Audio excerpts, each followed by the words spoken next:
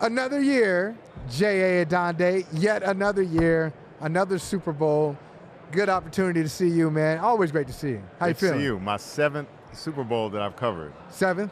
This will be number 7, going all the way back to 1998. Well, it's funny that you say it'd be your 7th Super Bowl because when you talk about Patrick Mahomes, if he wins his 3rd on Sunday, some people think that he's on the path to Tom Brady, who has won 7.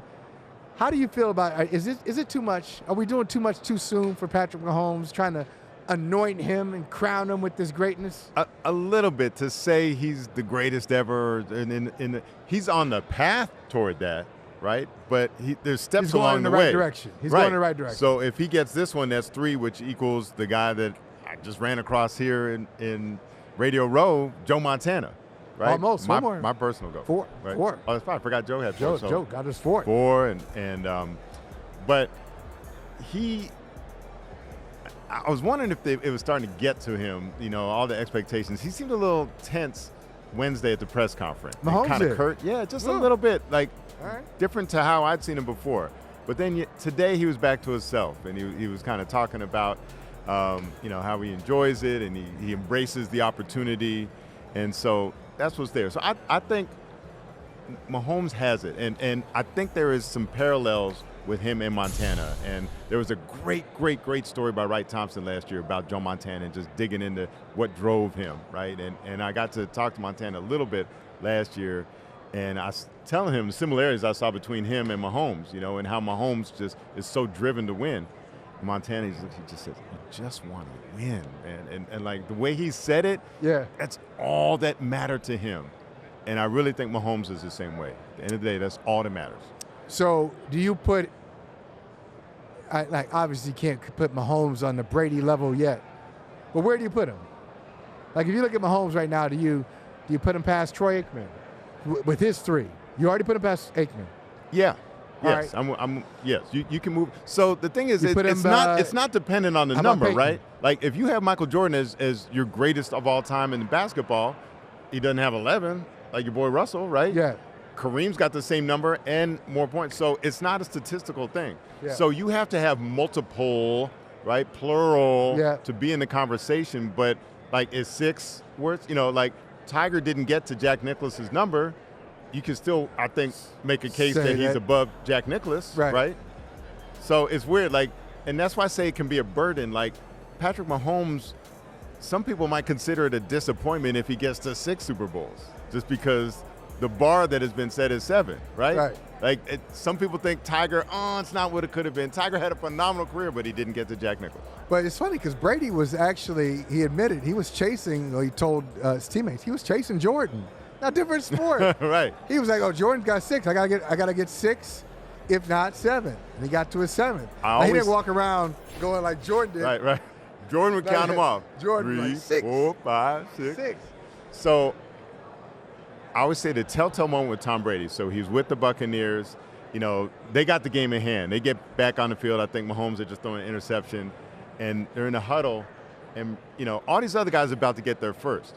Who's most excited in that huddle? The guy that's about to get his 7th. Brady's like, yeah. He's more fired up than the guys that are about to win their first. And I'm like, that's why he has 7. Yep, right. It's that clip. Your favorite Super Bowl. The next one. That was his line. What was your favorite one? What's your favorite one? It's the next one.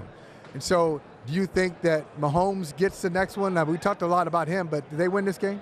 Did Kansas City beat San Francisco? I can make a great case for San Francisco. Yeah. I think if I'm San Francisco, I think this is a better matchup than Baltimore would have been because we saw what happened when they played Baltimore. Yeah, we saw that. That wasn't good. This is not the elite level Chiefs team, but it's Patrick Mahomes. I picked against them already twice. I'm not doing it a 3rd time. So look, man, we got you here. We met covering basketball, so we got to talk some ball. NBA trade deadline has essentially come and gone, and it looks like Boston made a little trade. Denver didn't really do anything. The Knicks are interesting to me. The Knicks are because the Knicks are going all in on this, and they don't have a championship ceiling or a championship window. They must think they do. OG, they got OG Anunoby a few weeks ago from Toronto. That trade has worked out beautifully for them. They got Alec Burks today. They get Bogdanovic. Right. Yeah, so they got shooting now, right? Like they got. What do you think? If you don't think it's a championship ceiling, what's the ceiling for the Knicks? Eastern Conference Finals? I think that's best case scenario. Yeah. They still seem like a second round team to me. But Philadelphia now, right? What is Philadelphia? How well can Joel Embiid play if he comes back? Will Joel Embiid come back this season? Right? So with that huge question mark, that I think justifies. I wonder if the Knicks were reacting to that. Philadelphia looks done. Yeah, though. like this They window look is done. opening, right? And so they're saying like, okay, we can pounce. I think Eastern Conference Championship is like a championship for the Knicks. Their starved fan base. You know, Yeah. like look how happy they were over those 9 straight wins in January and early February. Like it was like funny. Title time again. It's you funny. know? They're hyped over that. They were hyped when they beat Cleveland. They actually won a series. They beat Cleveland in the playoffs.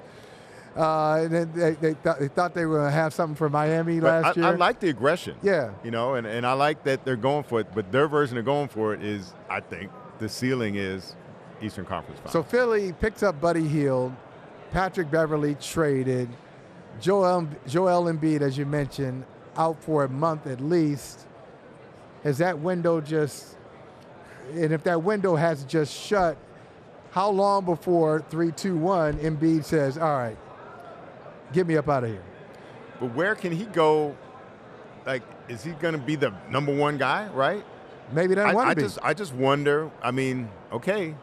But what he was talking about recently, there was that interview where he was saying, you know, if I want to get to where I want to be, how I think of myself, multiple MVPs, multiple championships, right? And it's a handful of guys who've done that.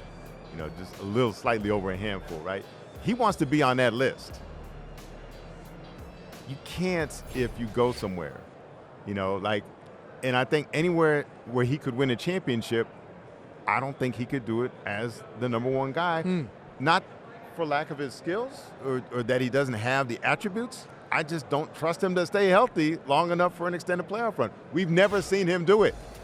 Well, speaking of Philly, their former coach, Doc Rivers, their coach last year, now the coach of the Milwaukee Bucks. Former coach. Celtics former coach. Orlando Clippers, Magic's former coach. Orlando, ESPN's former analyst for like a month. Anyway, listen to Doc Rivers talking about some of the issues with the Milwaukee Bucks. Here he is. The Utah game, you kind of knew, you know, altitude, back-to-back. I mean, whoever scheduled a Dallas, Utah, have never been on an airplane in their life, you know, or no time zones, you know. So that was just a tough one. We knew that. I guarantee you when they looked at that before the year started, they were like, this was going to be a brutal game for us. End of a trip, legs, you can just see it. We've got a lot of injuries right now, so guys are playing more extended minutes. I think that's probably, and you know what? They're playing harder on defense. So it's probably all that. Oh, I don't know what you heard there, J.A. Adande. I heard a bunch of excuses.